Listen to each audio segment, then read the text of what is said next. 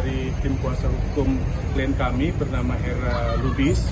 Kami lagi proses untuk membuat laporan polisi terhadap 2 akun.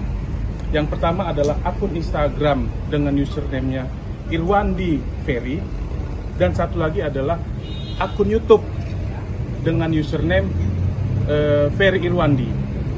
Dalam hal ini kami akan melaporkan 2 pasal, 27A dan juga pasal 27 ayat 3 Undang-Undang ITE terkait dengan dugaan fitnah maupun pencemaran nama baik yang menyebutkan akun klien kami adalah salah satu dalang kerusuhan daripada demo di tanggal 25 dan 26. Berikan saya laptop sekarang, kita bisa track bareng-bareng dari mana isu 25 Agustus itu muncul.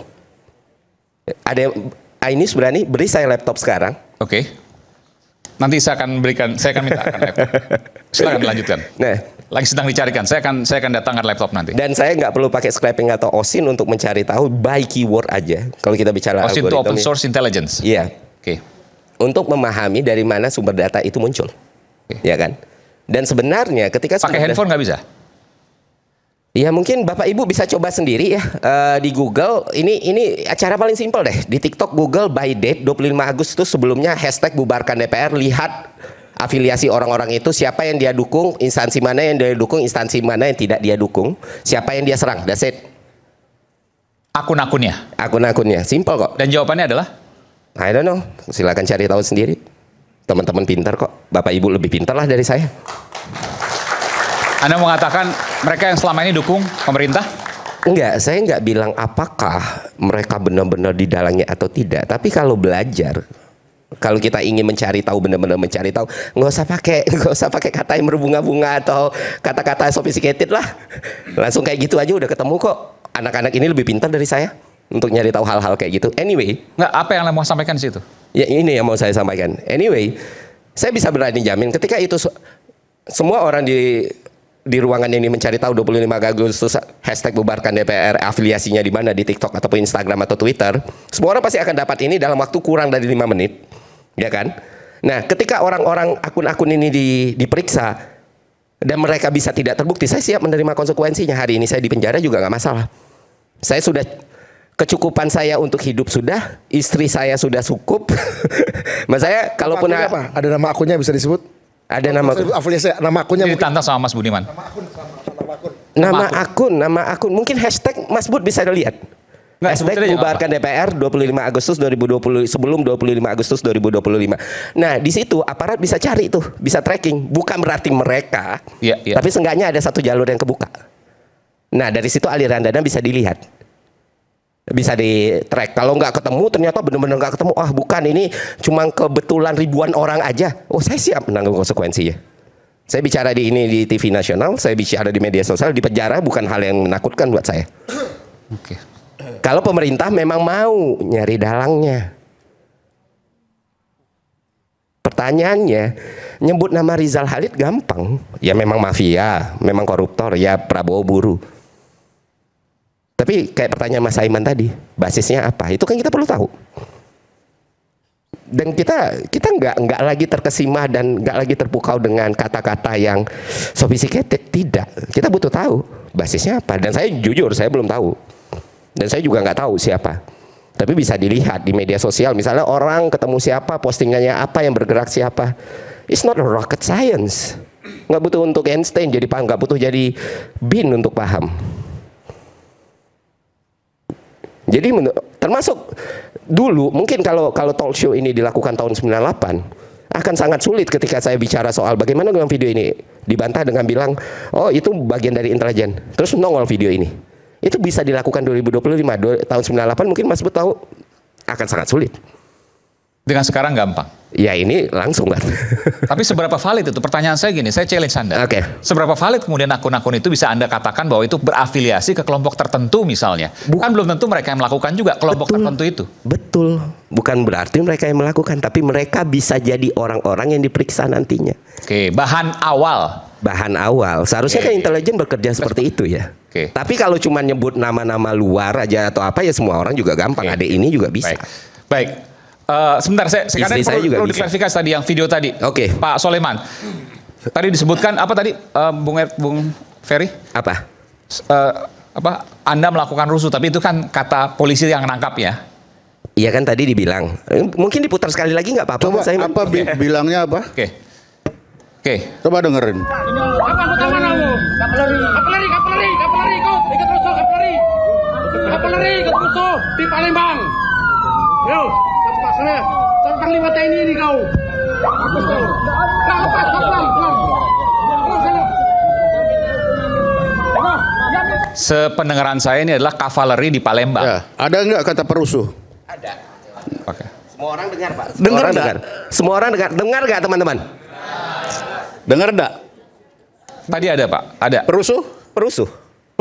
Ikut rusuh tadi sebutnya. Ah. Iya. Kita dengarkan sekali lagi. Coba perusuh atau ikut rusuh? Ikut rusuh saya dengar. Coba dengar. Kapeleri, ikut rusuh, kapeleri. Ikut rusuh. Kapeleri. Di Palembang. Ya. Yo, cepat sana, Ya, oke. sampai Panglima TNI ini kau. Baik. Pelan. Ikut rusuh kavaleri Palembang. Ikut rusuh, Ya. bukan perusuh. Bukan. Ini dua berarti- hal yang berbeda. Oh, dua hal yang berbeda itu, Pak. Ya jelas. Oke. Ikut rusuh, ya ikut dia di sana. Ya wajar. Berarti dia kalau ikut. orang ikut rusuh nggak bisa diproses hukum dong, karena dia bukan perusuh. Iya, dia kan Oke. ikut. Kan dia ikut. Dia ikut rusuh di sana, tapi bukan perusuh. Karena Tapi memang dia bertugas berjalan di situ. sudah dijelaskan oleh Wakil Panglima TNI, Itu kan ikut terus. TNI Tandio, yang menyatakan bahwa ada intelijen. Apakah ini yang dimaksud? Tidak, nggak disebutkan. Tapi memang ada intelijen. Iya. Apakah itu yang kemudian tadi Pak Soleman katakan itu sedang bertugas? White apa namanya? White cop. Oke. Nah, jadi bagi saya tadi itu kan disebut ikut rusuh. Ya bisa saja dia tertangkap atau ada di kerumunan situ yang dia sendiri tidak tahu mungkin saat itu. Kita kan tidak tahu latar belakangnya saat itu sedang apa. Tapi dapatnya hanya di ujung. Oke. Lah dia tidak melawan kok. Kalau memang dia melawan itu lain cerita. Saya sepakat. Tapi karena dia masih tidak terlalu melawan, sumir. dia Masih mengeluarkan terlalu sumir untuk menyimpulkan dari sini, saya kartu sepakat. tanda anggotanya. Kalau dia memang di situ tidak sah atau memang dia sedang ikut menjadi perusuh, tidak mungkin dia akan kasih ini kartu anggota saya. Dan tidak akan mungkin bawa kartu. Tidak Secara akan logika mungkin. Sederhana. Baik, Betul. tapi itu oke baik. Tapi setidaknya ini menjadi sebuah fakta yang kemudian ketika tadi Bung Ferry katakan kalau memang mau diperiksa ya harus diperiksa begitu kan. Itu sudah pasti. Kenapa kamu bodoh kok ketangkap? Itu pasti. Tapi bukan berarti bahwa dia itu ikut di situ. Kan begitu itu. Oke.